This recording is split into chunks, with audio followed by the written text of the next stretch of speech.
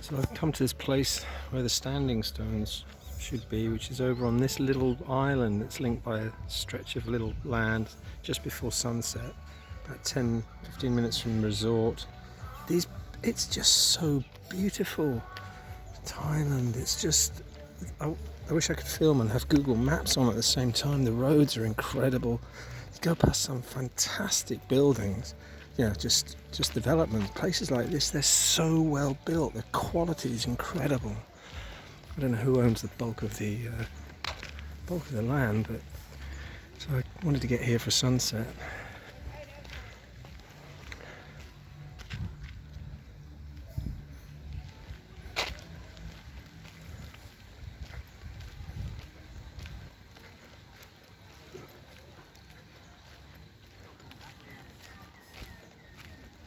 So although, it was a bit of a journey for me, but it's all part of the adventure. The train, it's fucking expensive. I checked my bank today. The fucking second train one, it wasn't 130 baht. It was 130 fucking quid for 2 hours on the train. The second trip. So again, everywhere selling cannabis. Green zone. But Phangan is, and probably Koh Samui, all of these islands. I mean, inadvertently I did find my island paradise because, after the disappointment of South Cambodia and then coming here, it's just got everything. It really is beautiful. The water is incredible. It's so hot. In these shallows here, you can imagine, it's actually near hot at 2 o'clock in the afternoon. Kids are so well behaved too.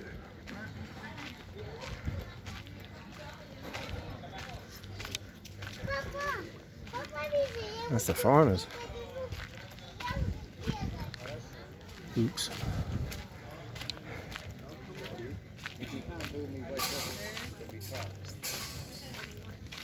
Yeah, there's a lesson for wearing a helmet, isn't it? This looks like he came off his scooter. This is the thing with people, drinking and smoking.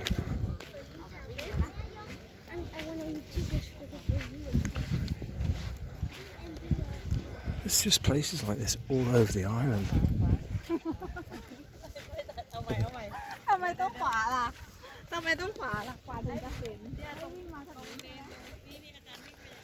So obviously people come in here for the sunset. And walk over there to the little island.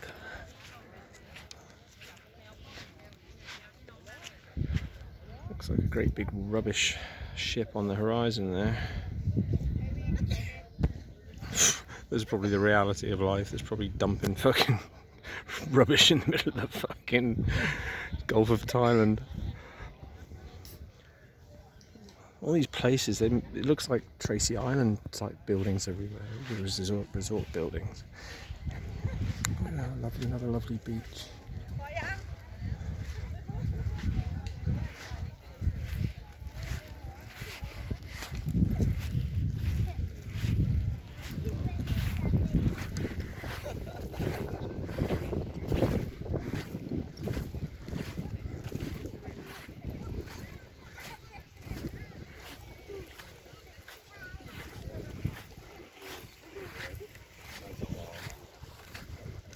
Sounds a bit grainy here, gets into your flip-flops. Got some shells.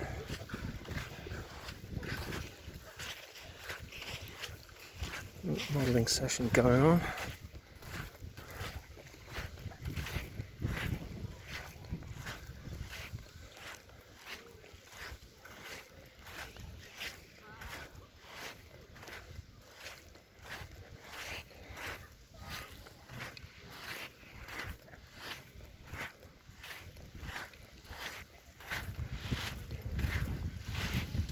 I don't think I'm going to make the standing stones, but I'm not sure. I don't know where they are, but I've got the sunset anyway.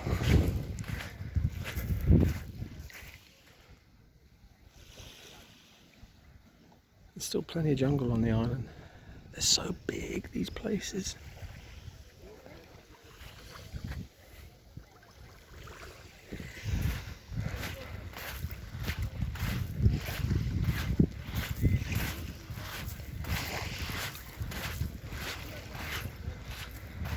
This is the small one. Well, no, it's not actually, because Koh Tao is the small one. And then Koh Samui must probably, I don't know, I'd have to look again, but probably 3 or 4 times the size of this island.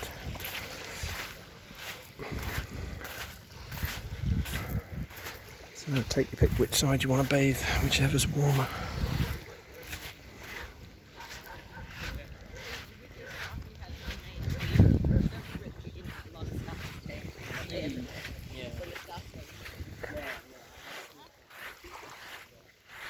The restaurant on the beach by me, one of them, been there twice now, and the food is excellent. I mean, it's a bit pricey, it's about £6.60 a meal, like, you know, just for a little chicken burrito wrap, but it's so well cooked. That salmon I had yesterday on toast with 2 poached eggs was just cooked to perfection, veg, avocado. So I've been eating a lot healthier the last couple of days. Trying to lose this extra fucking 6 kilos that I've put on since leaving the jungle in only 5 weeks, which is a bit crazy. It's all the sugar in the coffees. There's so much sugar in everything. But of course I was very thin. I mean, I went down to, if the scales are correct, yeah, they should have been, because it was at the airport, a small airport. I hopped on the scales before checking, and I was 72 kilos, and now I'm 78.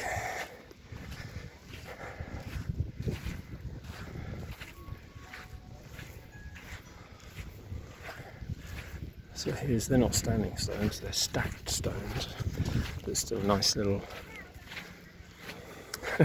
reminds me of the video game Myst, going all the way back into the 90s, which is a really good game to play if you're into logic puzzles and stuff. There were various iterations as the technology and the graphics got better, and then they eventually moved on to videos of desert island and undersea roller coasters and all sorts. So this is a nice touch, people building stones on the dead coral, and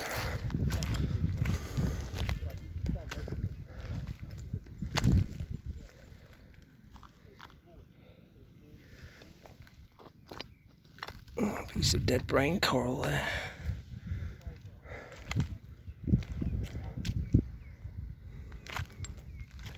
So just coming on for sunset, so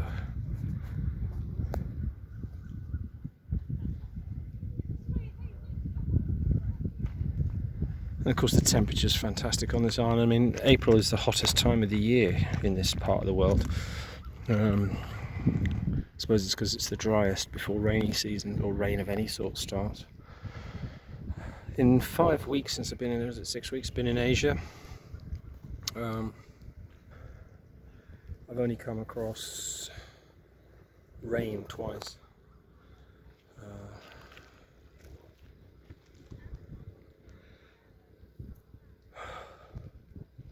So we've got a ferry coming in out right on the horizon there. I really love this little camera, the A50, this phone rather. It's been a great little phone, which was a second-hand one I got in Bolivia to replace the one I got stolen. So I don't know if you can make out here where the ferry is, right on the horizon there, but the shadows in the distance, you can't really see them from here. I can. But in front of the ferry there's a headland with the mountains sticking up, and then behind the ferry there's another set of like 3 or 4 peaks, and then there's another set of like 2 prominent peaks, and then another set that's like an angle, like a triangle sticking up out of the sea, which you probably can't see. The zoom's it's got a 4 times zoom on this camera.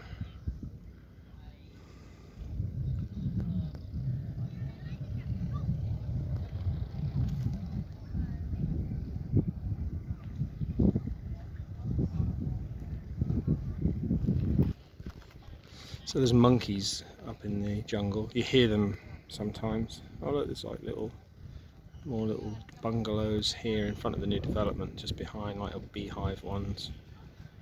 And then where the smoke is, and then look at that place at the top. Imagine owning that and having enough money to retire in a place like that. or any of these. Look at that. I mean, that'll be a resort. There'll be rooms and everything there.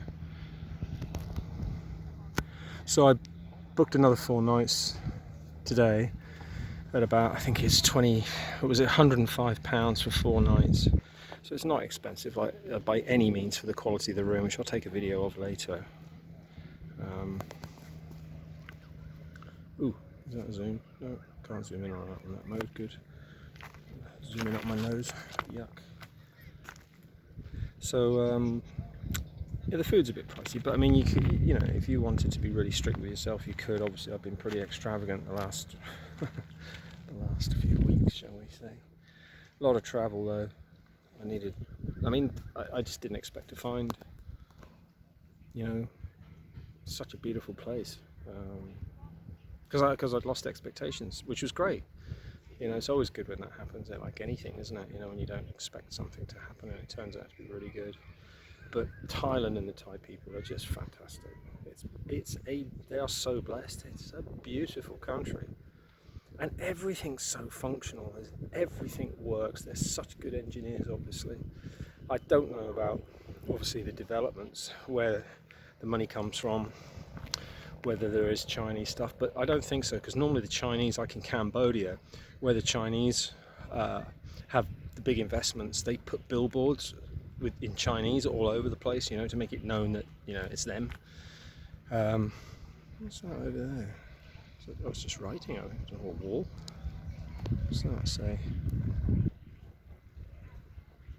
That's already on. I don't know what that is. Some kind of weird build. Oh, it's got it's a wall with graffiti on it.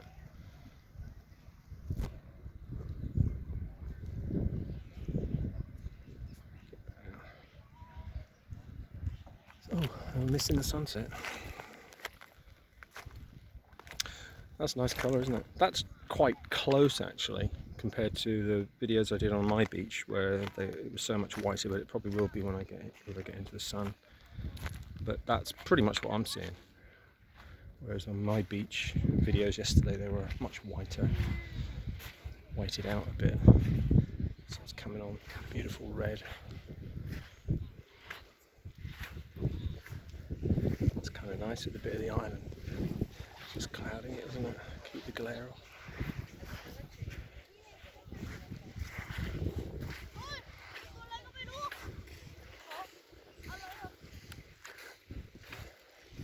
Get a lot of French here. And a lot of tattooed bodybuilder wannabe types. But you know, like I said in the other videos, I've not seen anybody drunk here or out of control, out of order in any respect. I mean, maybe there was last night at the full moon party, which is why I didn't want to go.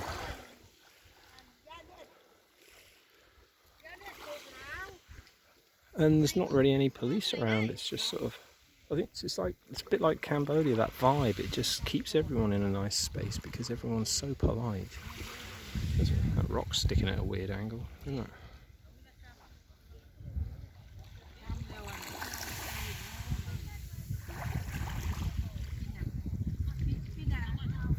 So here we go, full zoom. She's just going down behind the cloud.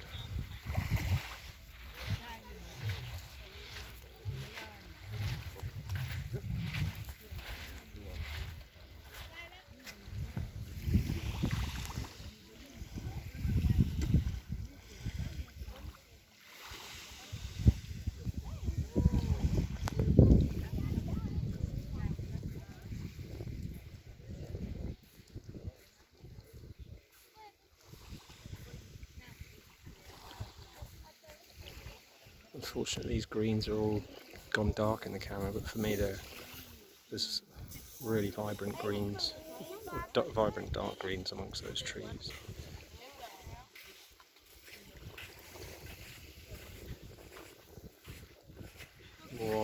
More like that for me over there.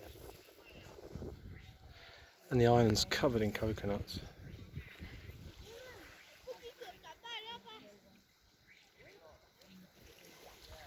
Of course, makes you wonder how how so many coconuts can get so far inland, and you're thinking, well, maybe it's just a slowly rising atoll over thousands of years, where once the coconuts have landed in the middle, and then they grow, and then they drop their own coconuts, and then they spread from the center out, obviously, and then more and more wash up on the coasts. When I was traveling, going down to Suritani to get the bus and then the ferry to come here, I went past hundreds, I mean the whole coastline was hundreds and hundreds of kilometres really of just coconut palms, all lined up, farmed. There's no shortage of coconuts in Thailand, that's for sure.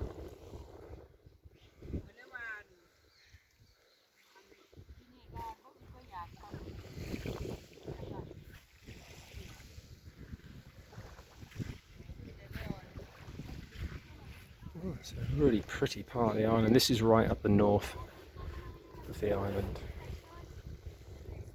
And there we go. She drops down.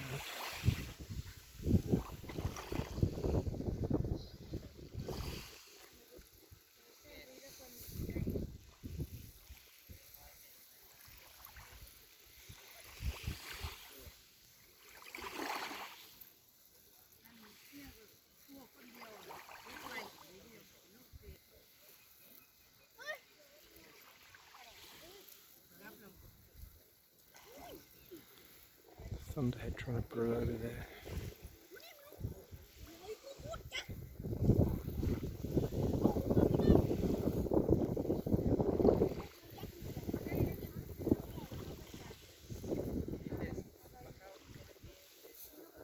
What you see as white there is actually red to me, just the edge of the sun. Final edge going down.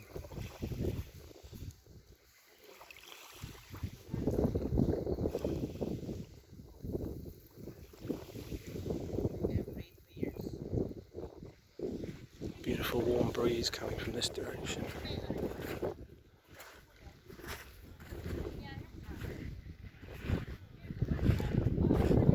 There's that poor guy,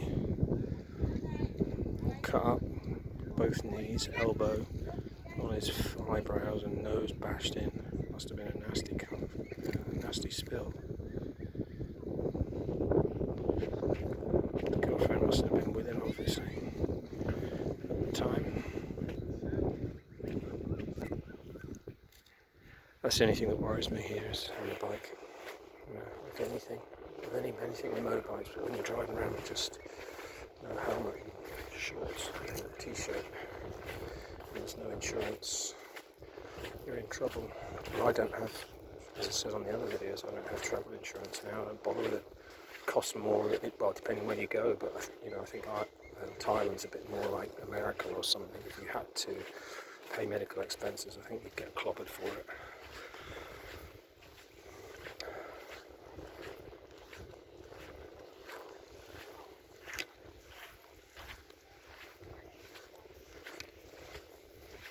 Beautiful time of the evening, favourite time of the day this for me. Wherever I've been in the world, I've been to a lot of places. I think this is probably about country 42 for me. I mean, I include the ones I've passed through, like Japan and coming back from Bali, where you land and spend the night or something as a stopover. Because you're still seeing part of the culture, because in a hotel even, which like there, I was with Gaynor and Jeremy, and we came down from the hotel. We have breakfast, which I didn't touch because I didn't know what anything was. It was Japanese, and I just fucking think it's just the worst cuisine in the world. It's just nonsense. Little bits of whatever the fuck, all coloured and fuck knows what for presentation. It's just barely mouthful bites, but so I count all those countries, even passing through. But even, well, you've had some experience.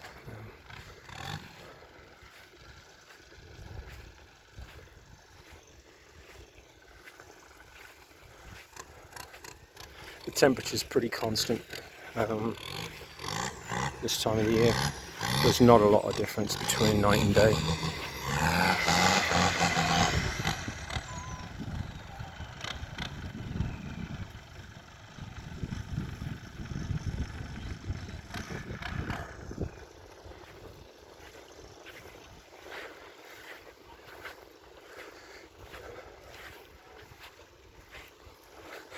trouble with, you know, pot on the island, and it's only been twice. I've only seen 2 people really acting like arseholes in some way. There was one guy who overtook me, or undertook me, with one leg hanging out, a spliff in his hand, whilst riding his moped, you know, like wee, fucking just whizzing along. And I was doing about 40, so he was doing like 50 k's, and yeah, like that off your head kind of couldn't give a fuck type attitudes, driving stoned, which is all very well until you have a lapse of concentration. Pretty mixed race kids.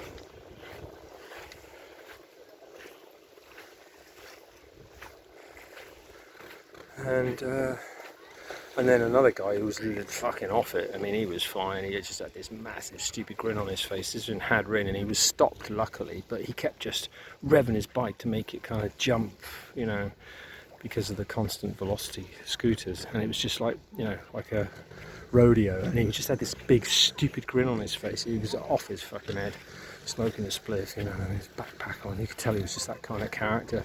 Whatever he was on, he was flying. And just like, you know, making his scooter bounce in the middle of the road. But generally speaking, I suppose because of the lack of insurance and that, you know, you'll be the one in the shit, man, because I looked at the specs for the scooter, and although a lot of them are cheaper, you know, smaller engines and stuff, I got a particularly good one. I mean, that one of mine is fucking really impressive, but I can't see how they're worth, you know, they're 100,000 bahts, like 20,000 pounds, you know. And when I asked the girl how much it would cost, she said, you know, if it was written off, 22,000 pounds it would cost you, and there's no insurance, which can't, you know, so everybody, it's in your own interest to really take it easy, but you still get arseholes everywhere. I mean, and obviously the taxi guys, they're, even if they're resort guys, they tend to drive fast. I mean, on the very first day, I did get my wing mirror clipped by just a normal car driver who was overtaking, and, you know, I came a bit too close to me. Luckily, he clipped his wing mirror with mine just a little bit. It's like, you fucking arse. Just a normal car driver who's a ute driver.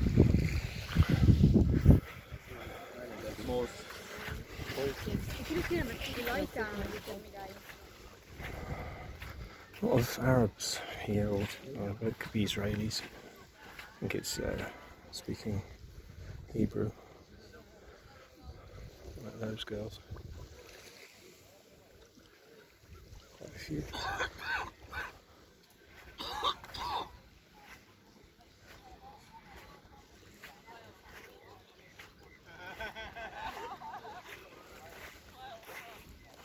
Yeah.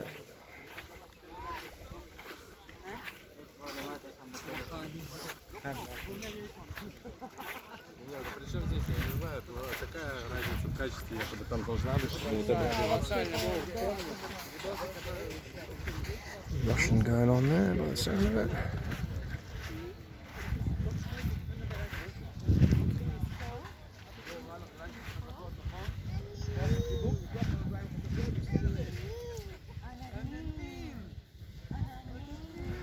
So a quiet night for me. I'm just going to watch electronics video.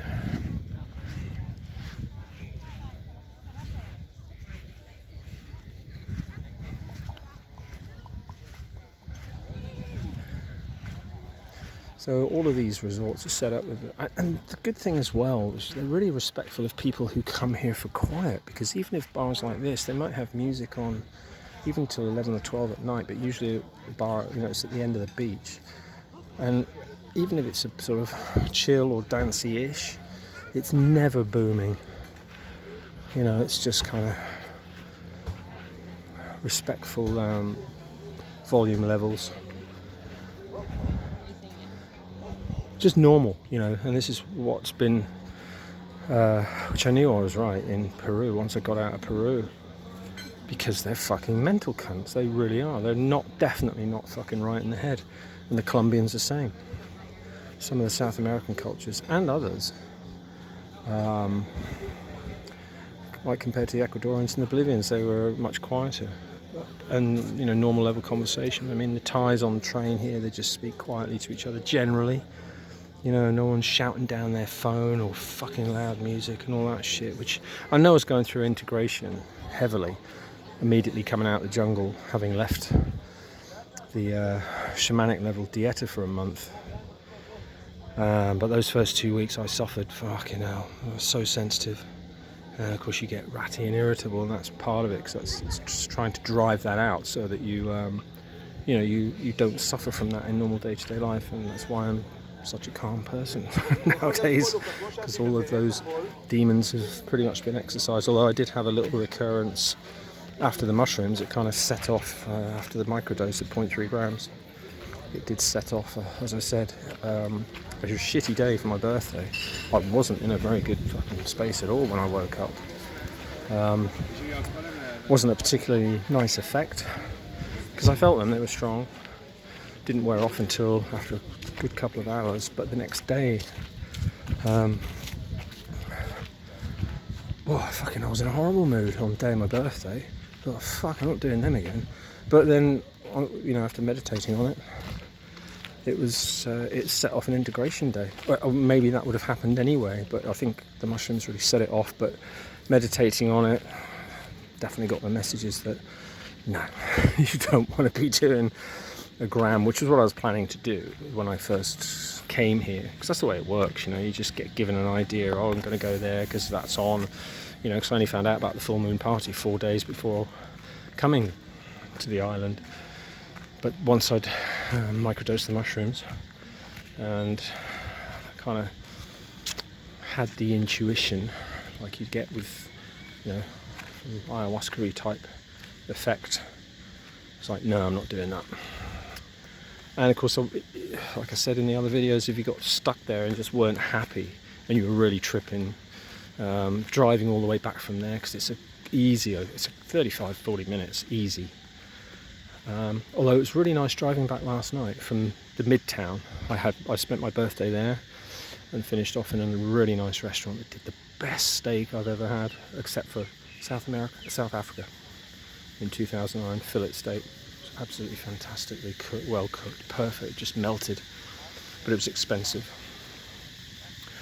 But driving back last night, obviously, because everyone had already gone the other way, they'd gone south to the full moon party.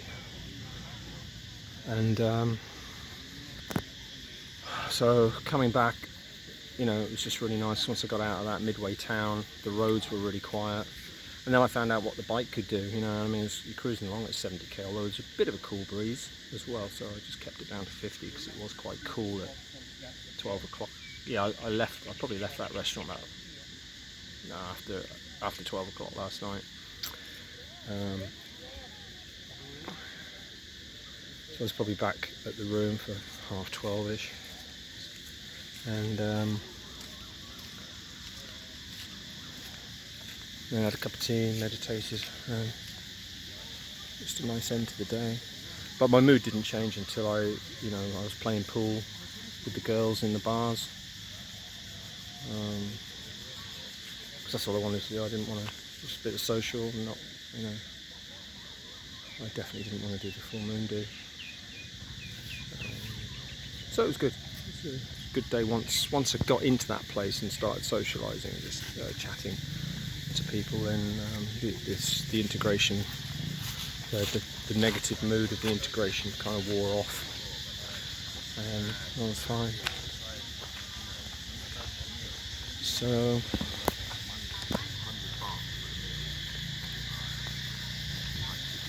but it really is, I can see why Thailand's always been such a draw.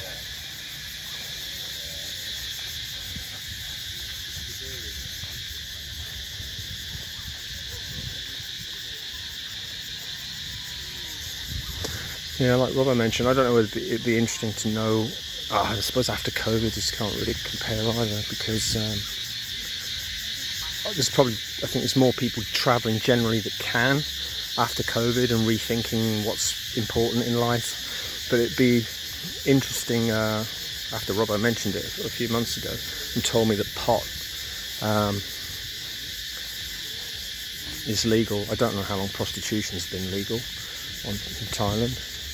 but I should imagine, you know, that would cater for a lot of young guys coming. But it'd be interesting to know what the sort of tourist figures were before the legalisation of pot. And then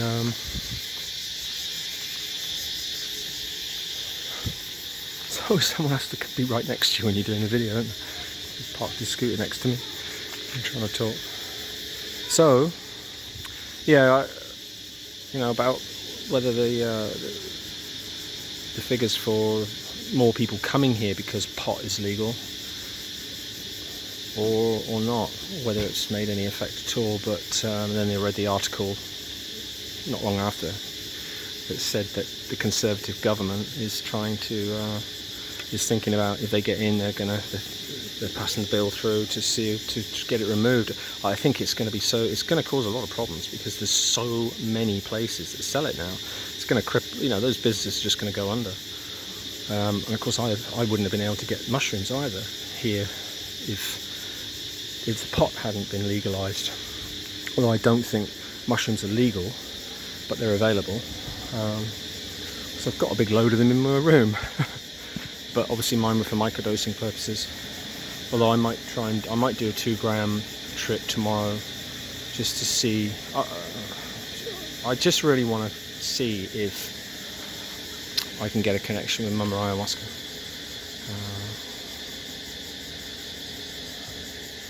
And then maybe get some more to take to Koh Samui while I know I can get it here, although they're not cheap. I think it cost me, for 3 grams, cost me 1,200 baht, which is, well, 1,000 baht's 22 quid, so they're about £27. But 3 grams, if I microdosed only half a gram or less, I could spread that out over 10 days, which would be over 2 weeks doing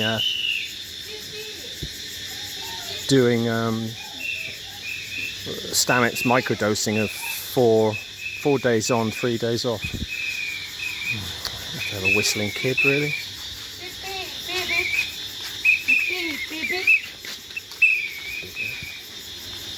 Idiot fucking child. How old are you with a fucking whistle? Yeah, don't like kids. For that reason, they're just arseholes. Anyway, get back on the machine. This fucking reading the specs on this. It's 100 kilometers tank, and this constant variable transmission, whatever we call it, CVT, whatever it stands for. But yeah, it's got ABS as well, which I tested on the sand. It's got the old proximity key, and you just have to push this in a bit. If it decides to work, you push it in and then turn it, and you see it's got ABS coming up on it.